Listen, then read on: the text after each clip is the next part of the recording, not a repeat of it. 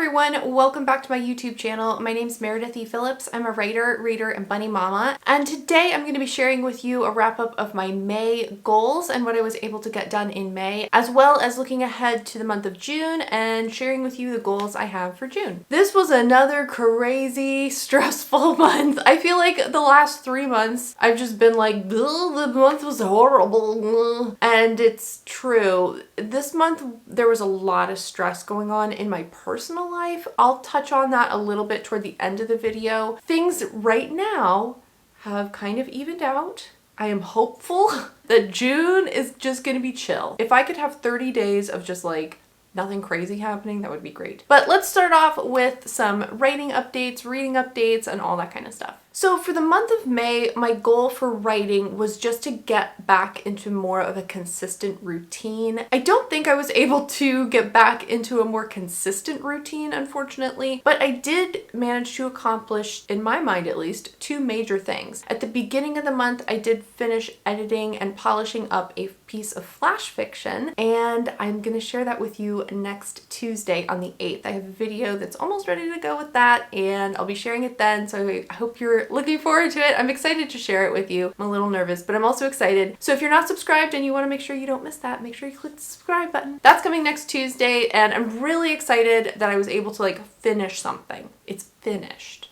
and I'm gonna present it to you. So yay. The other thing I was able to get done, you would have seen in last week's vlog, I spent an entire day writing or working on writing stuff. And I was pretty much able to finish re-outlining my entire book, and I'm really happy I was able to get that done. I did not think I was going to be able to finish the entire re-outline in one day, but I pretty much did. There's a few things that I want to get into, sort of reworking a tiny bit and rethinking a little bit of it, fleshing it out a little bit more, but it's pretty solid, I think. So even though I didn't really get to a consistent writing routine, I did get 2 big things accomplished, which I'm very happy with. For June, I definitely want to finish working on this outline and really putting things into a very sequential sort of order. And I'd love to start rewriting the book, or at least large portions of it. There are some things from that first draft that can definitely carry forward. But there are vast chunks of it that need to be completely rewritten with this new outline. So I'm hoping I can get started on that in June. I'm also thinking that I'm going to change up my writing routine, such as it is. I don't really have a writing routine at the moment, but at the beginning of the year, what I said I wanted to do is I wanted to write 4 times a week, 1 hour each of those days, for a total of 4 hours during the week. I don't know if you remember that, but that was what I had set out for myself at the beginning of the year. But when I did that full day of writing last week in that vlog that you saw, I really loved it, and I got so much done. I was writing for about 6 hours, I would say.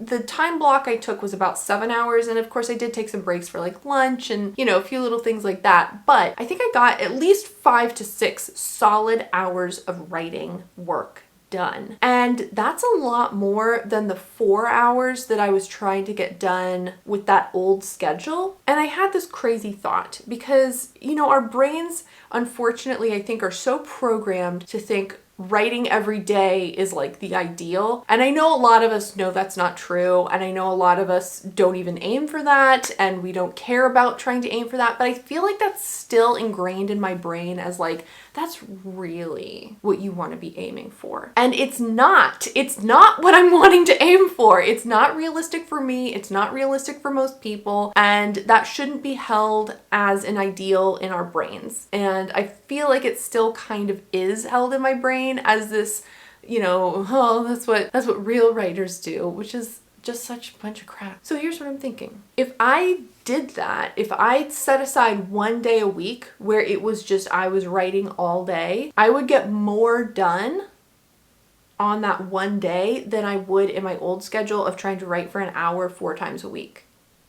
So why not do that? The only sort of caveat with that is on the Sunday that I decided to make it like my all-day writing day, I did have to sort of work hard also on Saturday to get done everything that I would normally have spaced out over the 2-day weekend. So I had to do like all the household chores. I had to do like video editing stuff and like social media stuff to get that all done, so that on Sunday, the only thing I had to do was the writing work. So it did make for a bit of a busy Saturday, but then like it was so relaxing on Sunday, because I found a lot of times, especially if you're trying to write during the week, you know, a lot of times, you know, we have lives. We're going to work, we're having to fix dinner, we're doing other stuff. If you have kids, you're like running around with your kids, right? So if you fit in your writing time, it has to be during a certain time, and you only got a certain amount of time to do it, and it's very constrained and sort of like, okay, you better get stuff done, hurry up, because you only got an hour, come on. And having all day made it so much more enjoyable. It made it so much more relaxed. I didn't have to like hurry and rush to try to get stuff done because, oh, I still have to do these chores, or I still have to go out to the grocery store, I have to do all this other stuff. No, it was already all finished, and the only thing on my plate was writing. That's all I had to do, and it was great. I'm thinking that that's what I'm going to try for the month of June, is to have one day a week, obviously a weekend day, to just write and not worry about anything else. And I guess I'm going to kind of make it a little bit of an experiment with myself to see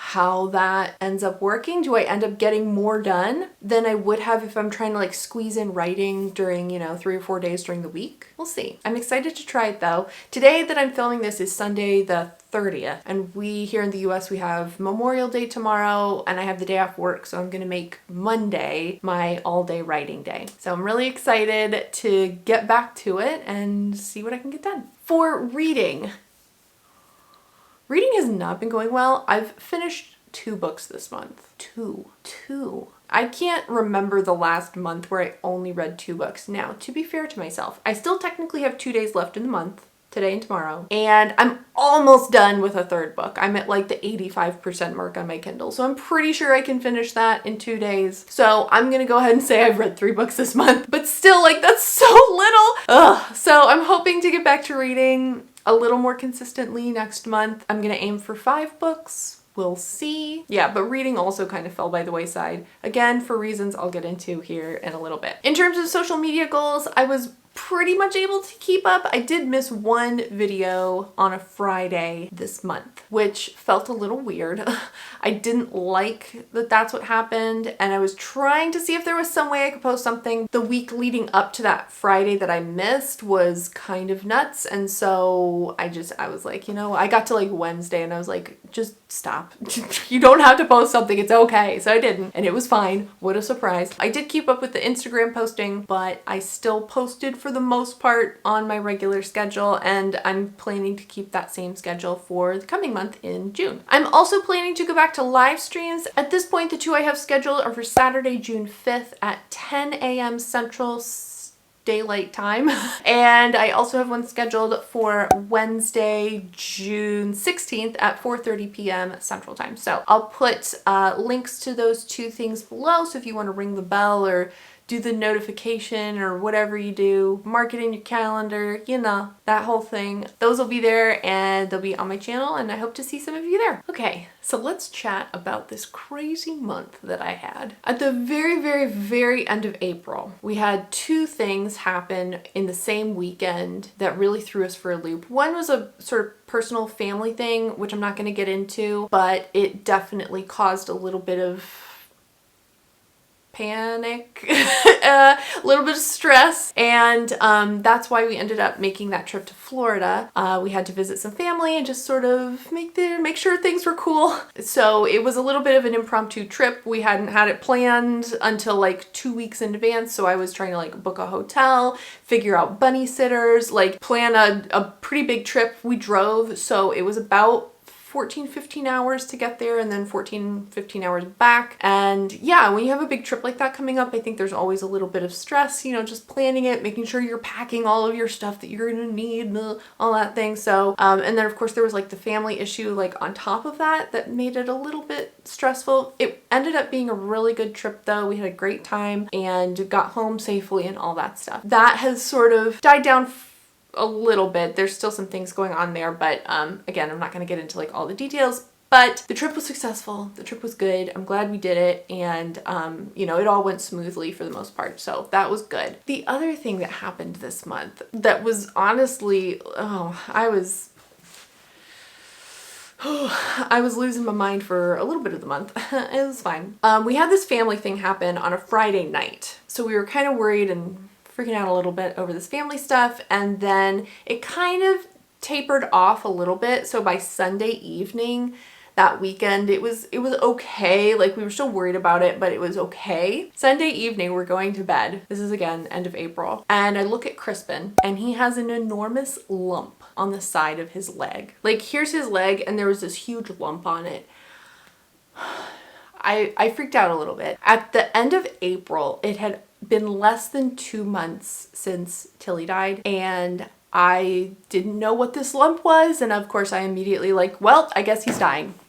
I guess this is it. And I was just like losing it. So anyway, it was late in the evening, so we could call the vet, but like we couldn't really take him to the vet. So we ended up taking him the next day. This is kind of a long story, but anyway, we took him the next day, got some tests done, had some x-rays taken. I'll share the x-rays with you. They're not like gruesome or anything. We had a biopsy taken. So then we went home. I'm worried sick over him. They couldn't really tell us like what they thought it was. It wasn't fluid buildup or anything like that. So we had to wait like 2 weeks to get the results from this biopsy back. And I was just like freaking out the whole time. Like, what is this thing? So we did get the results back, and unfortunately it was fibrosarcoma, which is a cancer. And the vet told us that the recommendation for this particular type of cancer is to have the leg amputated. So then I was like losing my marbles again. I ended up calling our old vet back in Virginia just to get like a second opinion. Is, you know, that's kind of a big choice to make. Is there any other option here? And they were like, not really, with the way it like threads its way through their tissues and stuff. Like, you just have to cut off the whole limb. So by the time we had decided to go ahead with this operation, we were already on the way to Florida, and I'd had to leave them, you know, with a bunny sitter, which I was already nervous to like leave him when he had this thing on his leg, and there was just a lot of stress with that. So we ended up scheduling the surgery for the Tuesday we got back from Florida, which was the 25th. That morning, my husband drove him down to the vet to drop him off, and I was crying. It was horrible. I was like, he might die. You know, there's always a risk when you do any kind of major operation like that. So I was worried about him. We got a call on Tuesday to say that they had done some pre-op blood work, and his blood work came back showing that he was anemic. Great! So they said he really needs a blood transfusion because the anemic stuff makes him more susceptible to bad things happening when he goes under anesthesia. So we had to do a blood transfusion. They couldn't do it until later in the afternoon, which meant the surgery was then pushed to Wednesday. So I was like, another sleepless night. How great. Wednesday rolls around. I'm anxious all day. Like, okay, the surgery is going to be today. They called us at like 3 in the afternoon to say that 2 emergency patients had come in and needed surgery immediately because they were emergencies, and that his surgery had been then pushed to Thursday. I was so anxious, guys. I can't tell you, like, the pit in my stomach all this past week has just been incredible. And so Thursday rolls around and I was like, please let this happen today. I can't take another like bumping it to the next day kind of deal. So thankfully on Thursday, the 27th, he was able to have the surgery. The leg was removed and he got through the surgery just fine. I was able to drive down. I took the day off work on Friday. I had to drive down to pick him up and take him home. He is recovering. He's doing well. He's still definitely like a little loopy and out of it. We do have him on some different like antibiotics and medication and all that kind of thing, of course, but he's doing okay. Everything looks like it's healing up very well. They had to shave his fur over like the shoulder area where they were cutting it off and his like torso area, and so half of him sort of looks like a naked mole rat. They look so tiny. Like, rabbit fur is so long and thick that when you take it off, their little bodies are so small. So he looks a little rough. He looks a little rough right now, but it's not like gruesome. It doesn't look, I was worried that it was going to be like gross looking, but it actually looks really pretty good, and he's hobbling around, getting used to only having 3 legs. He's our little tripod bunny now. So I'm so relieved. I can't tell you, I'm so relieved that he's fine and he's home and he's recovering and he's doing okay. He does have to be separate from his 2 little bunny girlfriends, Lucy and Junie, for the next 2 weeks. I'm hoping that's the only other kind of thing where I'm like, please don't let this mess up. I'm hoping that their bond, rabbits form like a bond between them when they're in a little group like that, and that bond can be broken. And if the bond is broken, then it can sometimes be difficult to reform it, and they'll fight if they don't have a bond. So anyway, I'm hoping that that all goes well when we can sort of reintroduce them to each other. They are right next to each other. I'll show a picture of what it looks like right now in their bunny room, but yeah, he's recovering. My crops are watered. My skin is clear. Like, it's going okay. So I'm just hoping nobody gets sick during June. Nobody has crazy bunny things. Like, please, please. 30 days of just like nothing happening would be great. We have nothing else on the horizon at this point. No house projects because that vet bill was a trip and a half to look through. We're doing good. We're breathing again, which is happy. So anyway, I hope your May went well. Let me know what you were able to get done or what projects you have on your to-do list for the month of June. I hope you're doing good. I hope your pets are well. I hope your family's awesome. So anyway, if you liked this video, give it a thumbs up. And if you haven't already, make sure you click the subscribe button. I post videos on Tuesdays and Fridays. You can find me over on Instagram at Meredith Phillips Writes, and you can sign up for my quarterly newsletter, which I know I totally like this second quarter. There hasn't been one. I filmed the bonus video for it. Haven't done anything else. Lols. We'll see if it gets done this month. I'm not making any promises. It's supposed to be quarterly. I have failed. It's fine. But yeah, the newsletter sign up is on my website, meredithphillips.com. Thank you so much for watching. I hope you have a great day, and I will see you next time. Bye. And today I'm going to be sharing with you... What am I sharing today? What month is it?